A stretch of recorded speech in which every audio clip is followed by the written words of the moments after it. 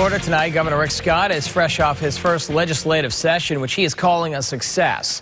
Just a little while ago, he sat down for an interview with News Channel 5's Michael Williams, and Michael joins us right now. Michael, one of the biggest changes the governor made is in education. What do you have to say about that? Well, plenty. He's strongly defending his new plans for the Florida public school system. One of the most controversial parts of that is cutting more than $2 billion to schools. That means the state will be spending about $540 less per student. And I asked the governor how those cuts make good on his campaign promise to push for world-class education.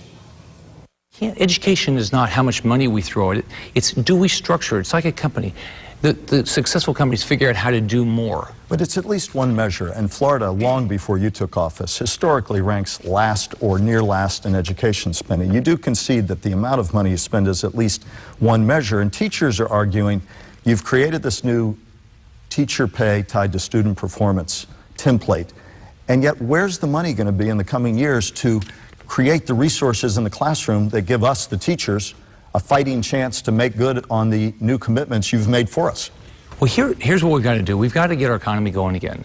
The way we're going to get our economy going again is make sure our state is the state that people want to start their businesses, expand their business, move their businesses to. But why do they want to do that if education's going backwards in terms of funding? Because what's going to be good for kids, not for a special interest, what's good for kids, it's going to be first. That's what's going to change our education.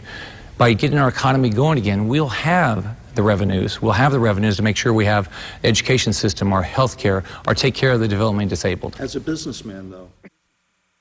Educators, of course, do not see it that way, calling budget cuts the worst in decades, and teachers complain they will soon have pay tied to student performance, even though the budget did nothing to address how more resources now or in the foreseeable future will be directed to that classroom.